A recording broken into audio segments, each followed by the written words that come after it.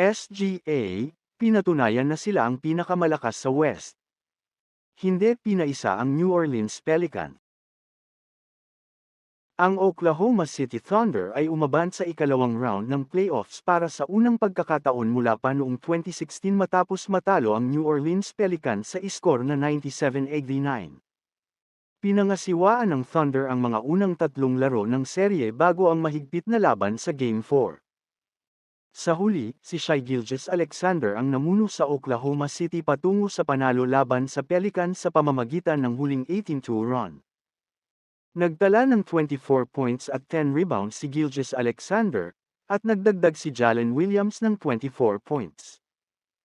Hindi lang ito ang unang panalo ng Oklahoma City Thunder mula pa noong panahon nina Kevin Durant at Russell Westbrook, ito rin ang ikalawang series sweep sa kasaysayan ng franchise, ang una ay noong 2012 nang umabot sila sa finals. Matapos ang panalo, pinuri ng mga tagahanga ang Thunder sa magandang performance sa buong serye laban sa number 8 seed. Ngayon, hihintayin ng Oklahoma City ang magwawagi sa pagitan ng Dallas Mavericks at Los Angeles Clippers. Ang serye ay kasalukuyang nakatali sa dalawang panalo bawat isa, at magkakaroon ng maraming oras ang Thunder upang magpahinga at suriin ang kanilang susunod na kalaban matapos ang kanilang sweep.